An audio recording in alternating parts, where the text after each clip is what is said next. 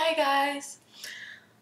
Music has and will continue to affect our lives daily, but no one understands the relationship between music and our brains. Music and brains seem to be on two totally different ends of the universe, one being an art form and a passion, and the other being logic and reasoning.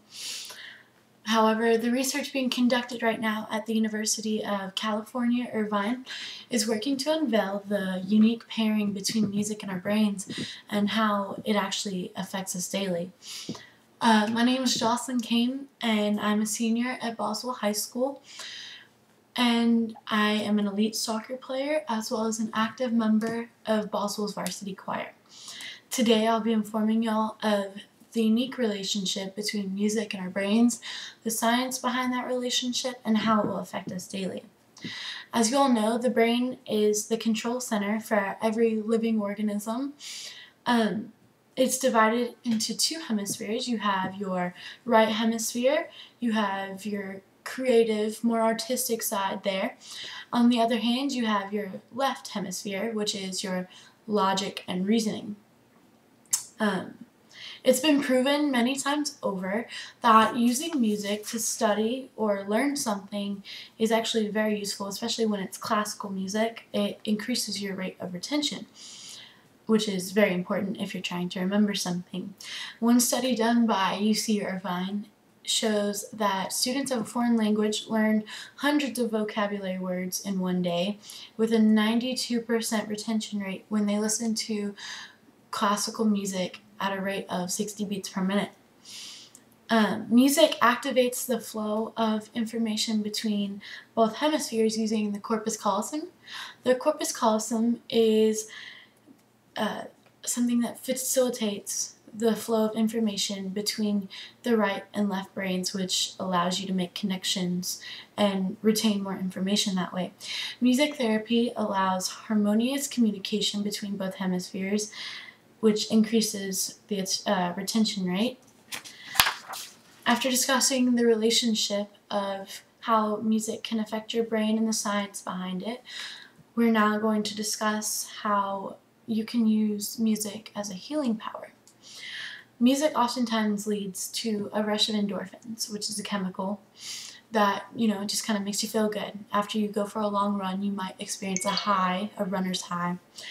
Aside from being just a distraction in general from pain or whatever it is you're going through, music helps create a chemical release in your brain, which will really help you through it and actually speed up the healing process. Music therapy can be used in patients with high blood pressure, heart disease, and even cancer. When all other medical treatments fail, we can use music, and most times music gives people hope. And sometimes when everything else fails, hope is all you got, and you gotta use it to the best of your abilities. Besides visible diseases and other terminal illnesses, you can also use music to help treat mental illness. 57.7 million people were diagnosed with a mental illness in 2004, according to the census. Dr. Tang W. of Shanghai conducted research on patients with moderate to severe schizophrenia, and he concluded that music therapy significantly diminished patients' negative symptoms.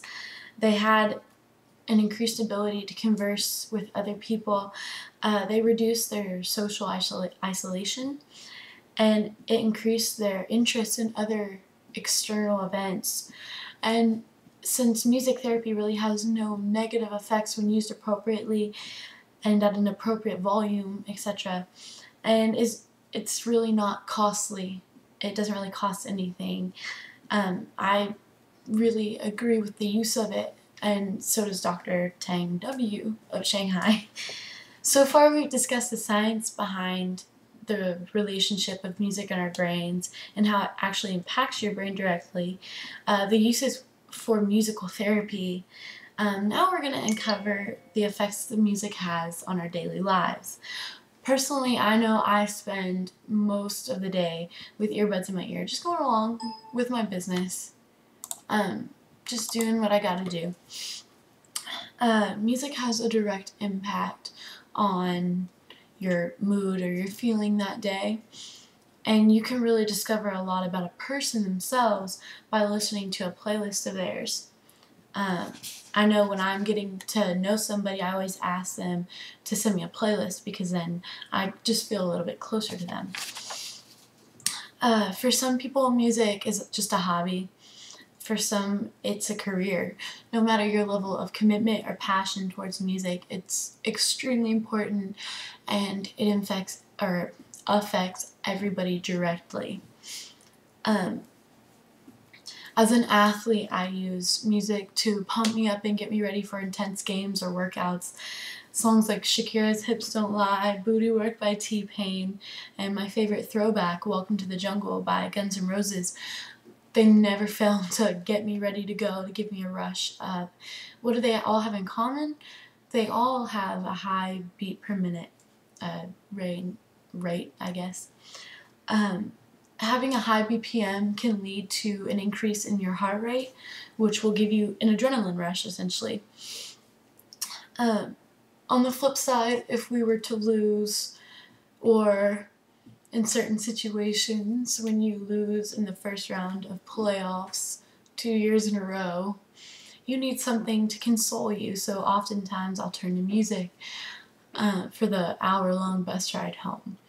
Well, a lot of people try to improve their mood and make them feel better after something tough, or they're like me and they'd rather cry and get it all out with music.